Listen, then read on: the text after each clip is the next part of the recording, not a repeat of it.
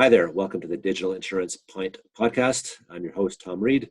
And as always, I am joined by Adam Mitchell, as CEO of Mitchell & Whale, Steve Earle, as CEO of Cheap Insurance, and Jeff Roy, as CEO of Excalibur Insurance. And this week, we're joined by Braden Bosch. Braden is a longtime participant in the insurance business. And actually, I'll just get Braden to give us a quick intro. So he's been in the business for about 20 years, and it looks like he's about 27, so obviously started pretty early. So Braden, you want to give us a quick bio on yourself?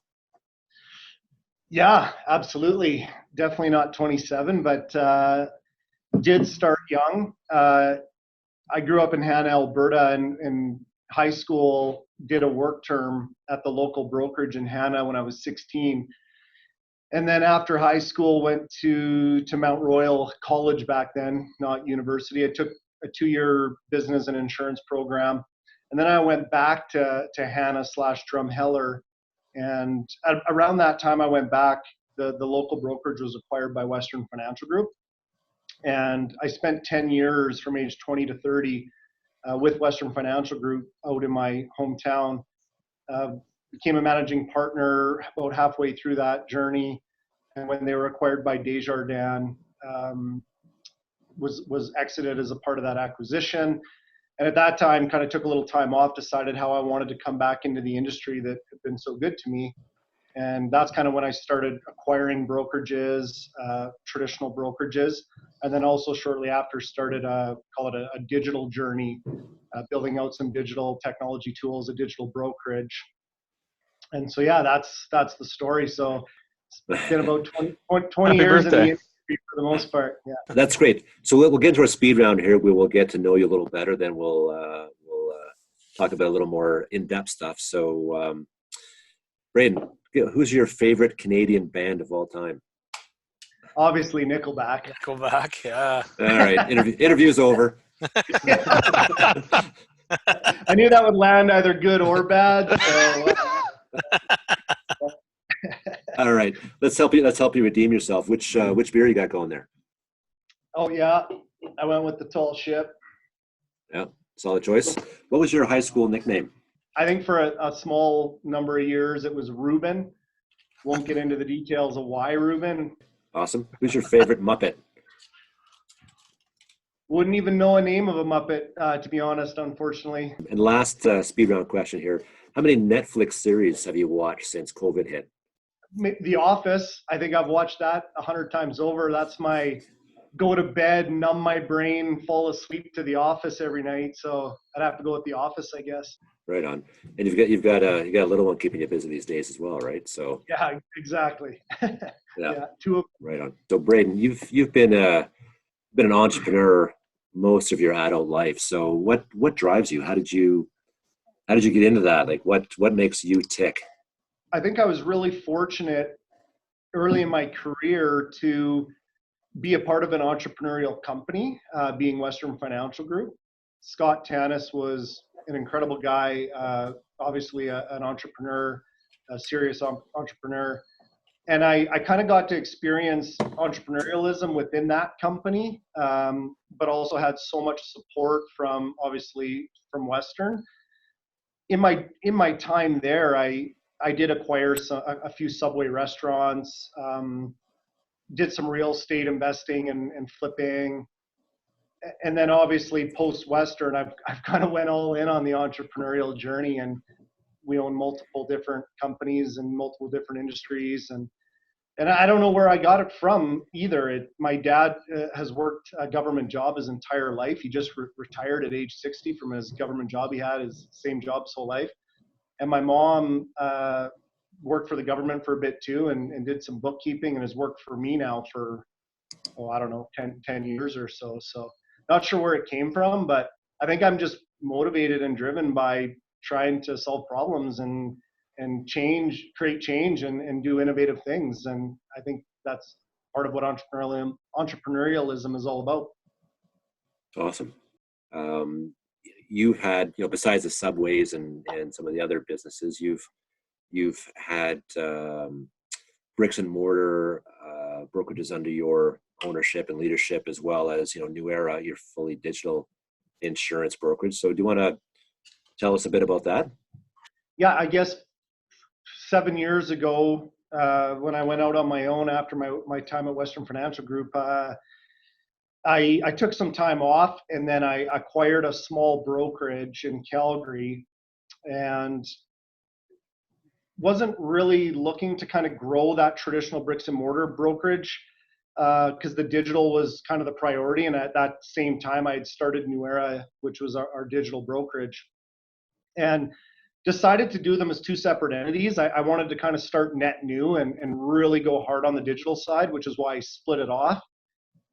And over the last 5 years, the bricks and mortar, my brother, who's been in the insurance industry most of his professional life as well, he came and joined me and was pretty keen on trying to grow the bricks and mortar. So in the last 5 years, we did 6 acquisitions of small to medium-sized brokerages, grew organically, but we didn't invest in that bricks and mortar operation in terms of technology investments, because obviously our investment was over on the digital side, and we're heavily invested over there.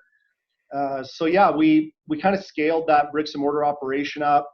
It obviously does really well. It's profitable, great EBITDA, growing like crazy. But then COVID hit, and I guess that kind of provoked some thought around, if you didn't believe digital was the future pre-COVID, I think we would all agree that post-COVID digital is the future, because COVID's accelerated the digital consumer behavior. Everyone is now a digital consumer. They've been forced to. So we decided to just double down on the digital side, and actually recently we just divested from our traditional bricks and mortar model. And digital side is made up of Nuera Insurance, which is our digital brokerage. But then we also have Nude Solutions, which is the technology company that our software as a service company that we're licensing out to brokers. And the Exhale Insurance is a managing general agency, or MGA, that we started, powered by our technology as well. And then most recently, a premium finance company, small, for Nuera, again, powered by tech. So going all in on technology now. That is some spectacular news. Congratulations. And I know Adam's burning up to ask you some questions here. So Adam, why don't you go ahead? And you had a meaningful size broker operation in what we'd call brick and mortar, a classic operation. And so you sold that. So two-part question. One, why? And two, do you think Steve should follow suit? Do it, Steve. Maybe I'll explain why first, and Steve can make his own decision. At some point, the entrepreneur in me always wants to juggle a lot of balls and be a part of a lot of different things. But at some point, maybe as you get older or mature, I don't know which it is, but I just wanted to focus. And the technology piece is so big and requires so much time and attention and money. We just decided to focus. And I think the other piece too, in our bricks and mortar, it's really difficult to deliver the customer experience that consumers are looking for. And again, because we didn't invest in technology there. So what takes 40 minutes and has a lot of pain and friction in the bricks and mortar takes 8 minutes at Nuera and provides a phenomenal experience. And so at some point, it's like, I'm not really delivering the best customer experience to my customers at the end of the day. So let's just go focus over here, really get the technology spooled up, scale that business, and try to give back to the broker community through our software as a service company and Nude Solutions. Nice. So Steve can jump in later about whether he would or wouldn't follow your model. He doesn't own a tech company quite like yours, so that might make the decision a bit easier. But I was ready. Right. Okay, Steve, you're ready to jump in, Steve. There you go. I'll let you go. Over to you. I guess my first comment is if I would probably have to sell my bricks and mortar if I wanted to pour money into technology to decrease friction in my digital side. as you have. But my question that leads to that is, so where your bricks and mortar, where were you before technologically insofar as a BMS and stuff? And how did you get frustrated enough to begin to build your own? Like what was the breaking point where you said, fuck this, everything sucks. I need to do something that works. Yeah. At the end of the day, I'm an old millennial. I'm 37, so I'm on the older side of that. But at age, 18, I got my first flip phone. And over the last 2 decades, I watched everything evolve in the palm of my hand in every industry. And our industry never got there. And so when everything in life is click, click with my thumb and I'm done, and it's simple, convenient, there's no friction, yet in our business, we're littered with pain and friction. We can't deliver a great customer experience. Customers will call in and ask to, hey, my payment comes out Friday, but I don't get paid till Monday. Can you bump my payment date to Monday? Sorry, we can't do that. The insurance company needs 3 days notice. Their payment goes NSF. They leave me a 1-star Google review. They tell their neighbor while they're barbecuing that night how big a piece of shit we are, and I lose a customer. So you felt that digitizing that customer experience couldn't be done given the existing tools. No. And I shouldn't say that, because when you look at existing tools out there, they all serve one purpose. And I'm not discrediting or devaluing what some of the technologies do. There's some really great products out there, but they serve one piece of a 10-step process. And so from a consumer standpoint, it can almost feel digital on the front, but then behind the scenes, it's a train wreck. And that's tough on a brokerage. And it's even more specifically tough on these young employees that, again, everything in their life is click, click, easy. And then they come to work every day, a 25-year-old, and they're staring at a DOS screen, going through all this manual process, going, what am I doing? And it gets really tough to obtain and retain young, sharp staff because the processes and the tech we use is so painful. I was lucky enough to do a demo after hanging out with you at Wawanesa at InsurTech Connect down in Las Vegas. That's when I first actually got to meet you. And I saw a demo the week after and was blown away by your platform. Maybe take the listeners through, what you build, what platform you build it on, and unpack what companies are in Nude Solutions, and kind of give us the 20,000-foot view on it. Yeah, absolutely. We wanted to build what I call a holistic platform that can really be 10 steps of that 10-step journey. And, that's going really wide. A lot of people have went deep. We went wide. And as we're continuing on our journey, we're getting more and more depth in each one of those modules. We have 8 different modules on the platform.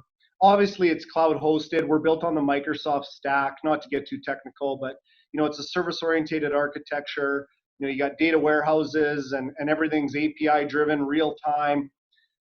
But I felt that was necessary to deliver the experience the customer was looking for. So we just decided to go wide versus deep, which costs a lot of money. Again, we're heavily invested.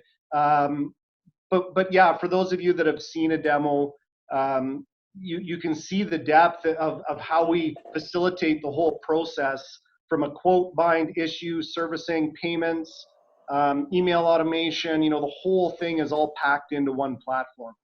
It's like you built an MP3 player in a CD player world, and you're waiting for everybody to catch up. How frustrating is that? Or, when do you see that actually opening up for you to be able to start connecting on scale? I always say that, our death will be as a result of the carriers. We as brokers have a dependency, and our dependency is the insurance companies that we represent. So if the insurance carriers can't get APIs delivered to the industry, we're going to struggle. And I'm not going to beat around the bush on that. For us to deliver the experience that the broker and the consumer need, we need APIs. We need to be able to hit them for quote, bind, issue, change, cancel, renew, not just quote. And the industry's behind. 5 years ago when I started this, all the carriers said 3 to 5 years we'll have APIs. I'm literally walking into carriers to this day, chatting with them, and they're still 3 to 5 years away. Super frustrating. But I want to give credit to the carriers that are providing APIs, specifically SGI and Wawanesa. They've really stepped up. They've given us quote bind issue APIs. They're helping brokers innovate, through us and even directly. So definitely got to give credit where credit's due.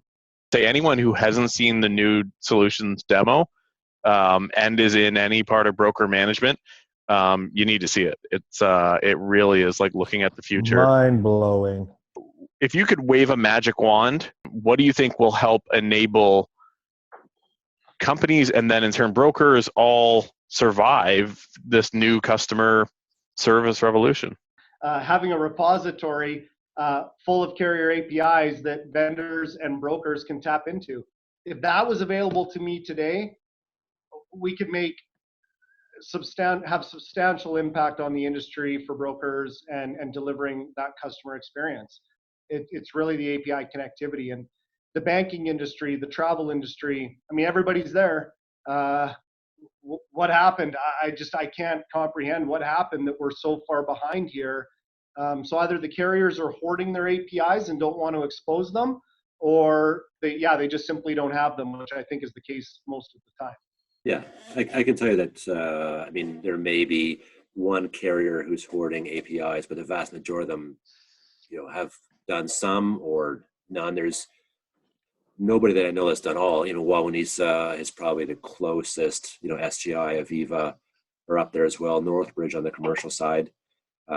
So, I guess what I'm hearing from you is, and because I've seen a demo of your system as well, and it is next generation. But it's kind of a catch-22. Not having the APIs, which means you don't have, your system doesn't sing the way it should be able to. Therefore, it's not as attractive to prospective brokers as it could be. There'll be about 300, maybe 300 to 500 broker principals watching this episode. Yeah. Right. So brokers what can they do? I have a mentor that's been in the industry forever. He's retired now, but he tells me these funny stories about how when the carriers would pull their stupid shit, he calls it, he's like, there'd be a handful of us brokers that would show up there with pitchforks and tell them to straighten out. We wouldn't settle for the decisions they were making that weren't beneficial for the broker. We would waltz into Calgary and we would tell them how it's going to be. And I think brokers today, we just got to get together and create this consortium that has a large voice and can go into the carriers and try to move them in the right direction. Brokers have a bigger voice than they think, but we all got to come together and to have a bigger voice.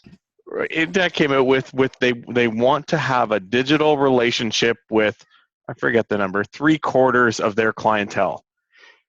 Would you, sitting in your seat, think that they have a digital relationship with 3/4 of their brokers? Can you repeat the question? Yeah. Will Intact give you an API so they can have a digital relationship with 3/4 of their brokers? Right. I'm pointing out the fact of the disconnect of they want to have a digital relationship because they recognize that digital relationships are valuable, but they're one of the standouts for not wanting to connect with brokers. Back in your mentor's day, they would have been the recipient of the pitchforks and the villagers having a word of, what do you mean you want to do an end around and have a digital talk with them, but you won't have a digital talk with me? That doesn't seem right. I think we're referring to a carrier in particular here, and I think there's a lot of carriers that are committed to the broker channel and don't just say it; their actions speak to that statement. Agreed. And then there's a carrier or carriers, that maybe say they support the broker channel, but their actions speak a lot differently. So there are carriers that certainly are moving the needle on this and that are committed to the broker channel and want to give us the tools we need to be successful and continue to grow. And then there's others that simply don't. You've got some kick-ass functionality built into your solution that I saw in the demo, and I saw it back in October, and I can only guess what things you've added since then. But tell the listeners and some of the people that follow our podcast, you've got behavioral scoring in there, so you can actually tell if people are going to turn, how engaged they are. You can tell if people have reviews. You've got criminal underwriting built into it, and you've got some basically weather mitigation stuff. Maybe talk about some of the features that I've never seen really at any other system besides yours. And again, I saw this last year, so I can only guess, maybe comment on those features. And then what do you have in the pipeline for 2021 to take Nude to the next level? Funny, because all those things you just mentioned, I mean, it's simple stuff. Why? Because Google has an API that we can just tie up to, and I can render in my client's file if they left me a Google review or not. We just looked for ways to bring value to the broker, value to our insurance company partners. So we, as you mentioned, we do it's called a social, criminal, and behavioral hit on a customer. It's all public knowledge, but we hit a third-party API, and it'll return all kinds of data on that customer to determine if it's the kind of risk that we want to take on as a broker. And we do that to protect our portfolio and make sure we have a strong loss ratio and our relationship with our carrier. Same with Weather Canada, same with Canada Post, same with Google, Facebook. I mean, we're trying to lever technology or whatever's out there for third-party APIs that we can hit to bring value to the customer. You get a review from a client, you have 4 times more renewals than them. Lo and behold, in other systems, we don't have anything remotely that connected because they're not open architecture. And do you have anything cool that you're working on in 2021 in the Nude Solutions? I'm a customer-centric guy, so naturally I go to bring value to the customer. But then you've got technical people that behind the scenes, there's architectural work that needs to be done. There's some technical debt that needs to be handled. So I'm always wrestling with our CTO on add value to the customer. That's where we got to go. And obviously there's some of that slated for next year, but lots of like technical architecture, adding more carriers. We're working on a farm product that's fully integrated, full bind issue with a carrier. So I think it's a mix of a lot of different things in 2021 for sure. And maybe just on that, I have nothing but respect for our current partners who, have taken some risk by being an early adopter with us. So we want to make sure that we can continue to improve and enhance the platform to deliver value to those brokers based on their feedback. And there's a fine line there because you can't do everything they want, but there's critical things or important pieces that you want to improve and enhance for them as well. Can a brokerage provide an acceptable customer experience, be it new, renewal, claim, manage their back shop with one single tool, be it the main brand BMSs that are on the market today?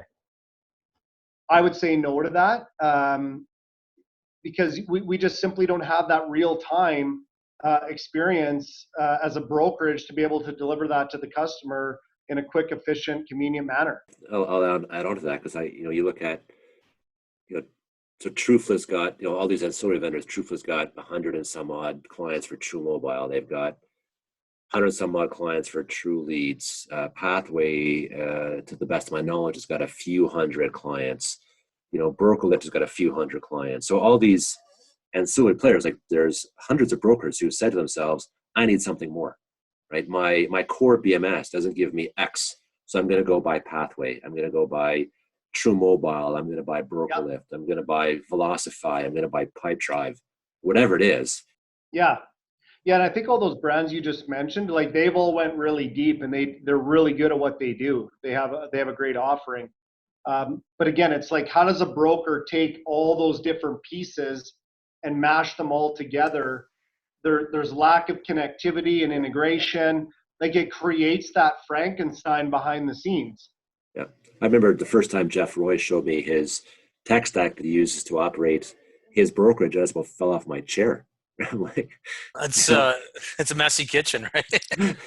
Brokers traditionally run their shop at a 50% labor cost and a 30% EBITDA. Some are a little higher, some are a little lower. So my goal is, can I give you a tool to help you scale and grow your business and get your labor to 30 and your EBITDA to 50? That's the ultimate goal. Ding, ding. Question I have, are you really a BMS? I think you're, by putting yourself in the same category as a BMS, it's more like a data management platform, CRM. Like I was stuck on the same thing. Like, rename it. Like, let's create a new space, 3 new letters for something else. Yeah, new name. It's so much more. Again, it's wide, and we're working on that depth. Insurance experience management. I was going to go with broker enterprise experience. Nude Solutions. Nude actually stands for a new digital experience. That's where that name came from. You know, new is spelled N-E-W, right? Yeah. We were playing off the Nuera brand. Come on. Hey, question. Now that you've got 15 people on your platform, you're pumping more data through it. You're learning every day. What kind of insights from both the behavior, from the structured and unstructured data, what have you learned? Are you getting some really cool insight now that you've got a little more fuel flowing through? You're getting a few more kilometers on the new car. Customers will pay more for convenience, and I think that's important because to drive a profitable portfolio with your carriers, it's a behavioral thing. You got to be selective on risk. You can't take everything, and you got to be okay with that. And don't leave money on the table. And the beauty of digitizing what we're doing is people will pay 10% more for a quick, simple, convenient experience. We've proven that all day long. And then the second piece, the percentage of customers that are buying a policy online with no broker or human intervention continues to go up. On our tenant condo portfolio at Nuera, we're a little over 70% are buying with no broker intervention. And on tenant and condo policies, that's necessary because you're making $20. And then on homeowners, it's actually the exact opposite. About 30% are buying with no broker intervention, and the other 70, they're getting a quote, and then they generally have a question, or some people just want to talk to someone. But the beauty of our platform is when they call, we click a button, it pulls up their quote, we talk through it, we hit bind an issue, and it's done. Nice. Real slick and simple. Yeah. That's awesome. So, Braden, one of the things, so I had the pleasure of getting, you gave me a demo of Nude a few months back, and I recall it quite distinctly because you were walking me through the demo, and it was actually the first in-person meeting I'd had since COVID struck, and we were sitting in your 15-person boardroom, 7.5 chairs apart from each other. And as you're going through a demo, one of your underwriting manager, or your sales manager, whatever his title was, came in the room and said, hey, we're having some people hit our fraud screen. And I was intrigued. I said, what do you mean? And you told me that, as soon as the hailstorm had hit, you had blocked off new business in the affected postal codes in Calgary. And that, in fact, you had just your brokerage, I think, had 12 or 15 customers try to buy and backdate their home policy to the previous Friday. But because you'd been able to implement that system, that you'd obviously, not fallen for that particular scam. And, at that time I'd spent, 20 something years as a carrier guy. And I was like, holy crap, if every broker could implement that kind of, fraud detection, underwriting defense, it would be fantastic. So I was quite blown away. So I guess, we talked quite a bit here about what you're putting in the system from a broker perspective and a customer perspective. I just wanted to raise the point that you're also doing some really cool stuff, in a sense, for carriers, but also, it's for both the broker and the carrier. But your thinking is very broad here, right? You've obviously thought about the customer, you've always thought about the broker and the efficiency, but you're also thinking about the carrier's best interest as well. And I was really intrigued with that. Yeah, I think the one thing I've learned in my bricks and mortar operation over the years is you really don't have a business if you don't have a strong loss ratio and relationship with your insurance company partners. And we've always prided ourselves on having really strong loss ratios and performance on our book. And I wanted to try to bring in that frontline underwriting that brokers traditionally do into that digital world. And the specific example you're speaking to, again, that's just a simple API connection to Weather Canada. So as soon as Weather Canada says there's a forest fire or a grass fire coming through Fort McMurray, we get a notification. Our system locks out that postal code so that when a guy's siding's melting on his house, he can't buy insurance. The system will actually kick that out and go, hey, there's a natural disaster warning in this area. We can't find insurance right now. So yeah, we're just looking for ways to help brokers again mitigate risk and strengthen those relationships with their carriers. And yeah, that's another good example. Good reason why carriers need to build APIs, because they have the APIs into your system. You can block them off and protect them. But if they're very slow, they're not going to get protected like Walmanese and SGI. Very good business model there. There's going to be brokers watching this podcast and hearing about you, and then having to go look at a demo and think, "Wow, this is so futuristic." But what does Braden look at and say is futuristic? Because you're living in a different reality. What's down your journey? Yeah, I think it just goes back to real time. Like everything that a broker's doing on the front line, it should be done and you move on. Versus today, it's like you do something, you follow up a week later, you wait to see if the papers come or the downloads come down. Like for me, it's just you work on something, you complete it, you move on. And again, the most important part of that is the customer has what they need in real time. So Braden, when I saw your demo, forgive me if I'm wrong here, you had the APIs where I could do an endorsement and real time. Let's say it was SGI, boom, boom, boom, change the Chevy to a Buick, the price is there, whatever, thank you, done.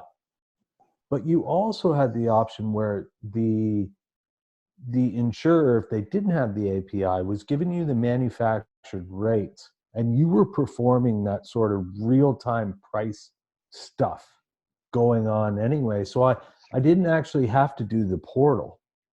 Yeah. Can you explain that a so little bit? Because it was pretty impressive. Yeah, so our biggest roadblock on our journey is lack of carrier connectivity or APIs with the carriers. So we started then going out to carriers that haven't even really started or thought about their API journey and said, what are you currently doing with Apply Rater or Power Quote or whatever it may be? And it's manufactured rate. So we said, well, why don't you just do manufactured rate with us then, so brokers can still quote with us in our quoting engine. And then we took that one step further and we said, if a broker gets a quote and it fits your underwriting box where you would bind and issue the policy, will you give us binding authority as a tech provider and let us issue the policy on your behalf in real time and board will report to you, and then you guys can hammer it into your system behind the scenes? And we've had a couple carriers do that.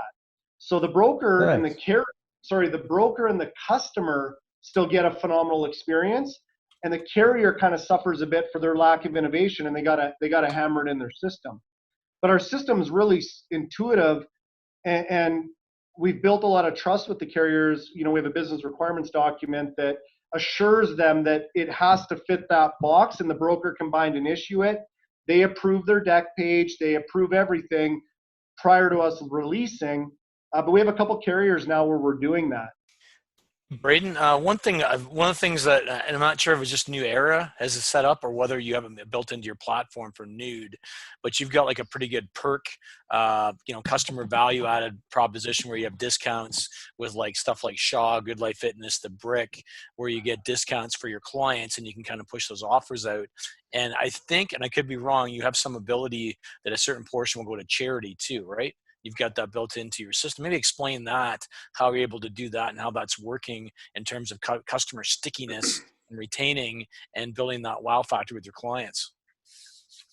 Yeah, for sure. So that started off as a New Era initiative where we started partnering with other companies to give value back to our customer after the purchase. So, we got a tenant or a homeowner that just bought a new home and needs tenant or condo or home insurance. Good chance they're going to need some furniture. So we partnered with the Brick, and they get I can't remember what the offering is, but call it $100 off a purchase, for example. Shaw, we're partnered with Shaw, where they get an internet phone package. HelloFresh, they get an $80 box of food. So that again was just my customer centricity. It's like, no one likes buying insurance. You pay a premium, a lot of money, and you get a piece of paper. And in fact, in our world, we don't even give you a piece of paper, you get an email. So how can I give you more value for that purchase? So we partnered, and after your purchase, we'll kind of give you these vouchers to bring more value. And my ideal concept is, if your premium's $2,000, we just gave you $2,000 worth of value after the purchase. Your insurance was free. So Nude took that over when we pivoted the software company out, and we actually give that offering to every broker that's using our platform. And if a broker has, if you're a broker in Saskatoon and you insure Uncle Joe's furniture in Saskatoon, well, instead of using the brick, if you want to support local, you can go do a deal with Uncle Joe's furniture, and we'll put that voucher in the Nude Solutions platform and automate all that for you to support your customer and your local community. So I don't know, we have a somewhat newer style brokerage, but we have a classic BMS. And so we would be a target client, I believe, for Nude. And so you'd have a proposition, or if I was working for you, I'd be coming to me and saying, hey, Adam, you have an old BMS, you should switch to the new one to modernize your brokerage and get up to speed with the future. So here's the hard-hitting one. Why didn't you do it? Why didn't I do it? Oh, like in my own bricks and mortar. In the classic one, yeah. Yeah, it's a good question, and that's literally where we were at. It's like, do I put Nude Solutions into my bricks and mortar and keep it? Do I amalgamate my bricks and mortar into the Nuera brand? So essentially have Nuera acquire those bricks and mortar. I think where we're at today at Nude Solutions is we have a few carriers that are integrated, and we have a lot that are not integrated. In my bricks and mortar, we had a lot of carriers. So that was the biggest challenge, was some of it's automated, some of it's still going to be kind of traditional and manual.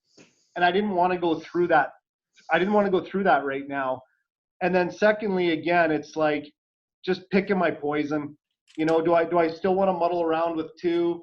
If I had to merge it in, I wasn't going to pay myself the same multiple I got paid from somebody else to take some money off the table and have that liquidity to reinvest. But it wasn't just a technology investment. There was so much more to it with the amalgamation of the brands and all that fun stuff. Just one quick question is claims. Are you going to go a little bit deeper on building some claim stuff on your front end to do some of that claim detection, and maybe bring in your own, and maybe you're already handling claims internally right now, but do you see that as a potential profit center for you to use the technology to do that and maybe get an extra point of commission or turn it into a profit center? Or do you look at doing it just to enable the client to see a more 365 view of their claim by connecting directly into SGI or Wanisa to look at adjuster's notes? Where are you going with the claims? What's your vision or pathway? As a broker, it'd be nice if I went into my client's file and there's an API connection with the carrier that has an activity that says, Joe Blow adjuster called the client this morning and left a voicemail. So when my client, and this happens all the time, right? Client calls you and goes, I haven't heard from anybody. What the hell's going on? And then you call the adjuster and start giving him shit, and he says, well, I left 3 voicemails for the client. But it turns out it was the wife's cell phone, not the husband's, and it was just a mix-up. It'd be really nice if a broker could just see the notes on that adjuster's file and understand what's going on to kick that step out of the process. So yeah, we are looking to do some API integrations to help the broker manage that claims process, but not I guess, mitigate risk or handle claims, settle claims. On the carrier side of our platform, we're doing some work on that, but not on the broker side. Yeah. Okay, that's great. All right. So first off, I want to say thank you very much for being on the show, and cheers to you and to the rest of the crew here. Cheers, man. Thank you so much. I think everybody's quite interested in what you're doing. We've all seen one or more demos and been super impressed. So the last gift I'm going to give you here is the opportunity to have the last word. Before you do that, though, we have to have a quick shout out to Gore Mutual and to Crew, our 2 key sponsors who help us keep this show running. So thanks to both of those guys.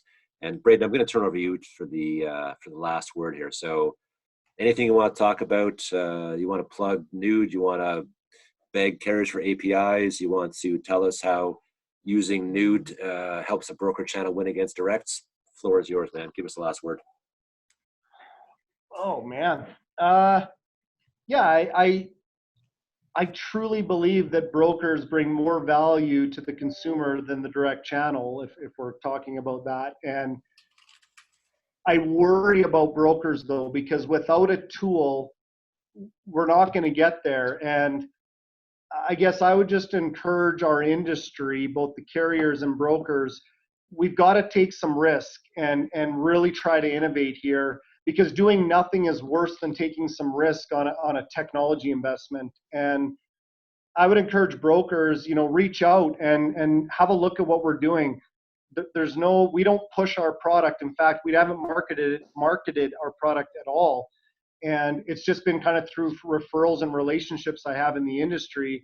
And I'm really thankful for those early adopters. But reach out and see what we're doing, and let's stand up and create a large voice and get these carriers to put their money where their mouth is and truly step up and help brokers survive and thrive, because I know we have a better offering with our products, our service. We're advocates for the consumer. But without a tool at the front of this in an ever digitizing world, there's going to be some challenge there, and we got to step up now. We can't wait another 5 years. Okay, that's Amen, great. amen, brother. Anyway, so this is awesome, guys. Thanks for having me. Hey, Braden, good to see you, buddy. Thanks so much. Yeah, Really enjoyed chatting, getting caught up. Hopefully we can all get together soon. Yeah, that'd be fantastic.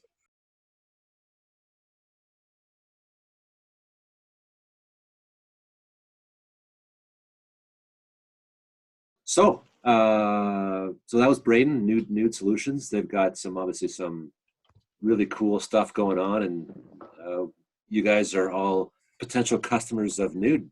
What did you think? I would move cheap in a second if Braden was a little bit more mature in the sense of how I think he could do you mean his product? No. You mean his product, right? Not him. In the sense of how I think onboarding would go, and I just a little bit more, buddy, and I'm right fucking there because it's the right model. Yeah, you've seen the demo, right, Steve? Oh yeah, I've seen it twice. Yeah, and I've seen a lot of demos, and demos never really look like what goes on 2 months after you're in. Yeah. No, he ripped the towel off and exposed the industry's weaknesses with a solution, right? Well, my ego barely lets me say this, but Braden really is the closest thing our Canadian industry has to Elon Musk. Yes. Right? Elon Musk of insurance. Here's the little micro millionaire just not giving a fuck and blazing a new trail. Well, and he's doubling down, the fact that, part of the reason the companies are, he said it, the companies are the death of us if they don't smarten up. No, it's good. Like I said, I told him the analogy, he's built the MP3 player in a CD world. He just needs the rest of the world to catch up. He's that far ahead on some items on the personal lines experience. There's just no fucking music to play on it. Okay, here's a better one. So the iPhone took away the headphone jack, but we don't have wireless headphones yet. Yeah. Well, that's the thing. And the good thing is you heard him say at the very end, he's got rating now. And that's one thing, the API companies were great, but the ones you don't have rating, it's a bit of a step backwards. But if you can do rating on personal lines, he's got manufactured rating, but he's the last one in the line that gets the rates given to him. So they give him to Applied, they give him to, what I mean? That could change. Holy fuck, Braden. That could change. 60 days and right. Yeah, it's great to see somebody that's actually owned a brokerage that knows our problems, actually putting the money where their mouth is and trying to fix our problem. The thing I like about Braden and what he's done is that he's run into roadblocks, just like every entrepreneur does, but he hasn't stopped. Right, he always finds a way to jump over that hurdle. Somebody puts a wall in front of him, he plows through it, digs under it, jumps over it, whatever. Hey, nobody gets more jazzed and excited after an episode than Steve. I love it. The passion is, we all are passionate, but Steve wins the passion prize every time. I like Cardigan Steve. Cardigan Steve's my new favorite Steve. cardigan, Steve. It's not a cardigan. It's a V-neck, you fucker. Okay, J. Crew.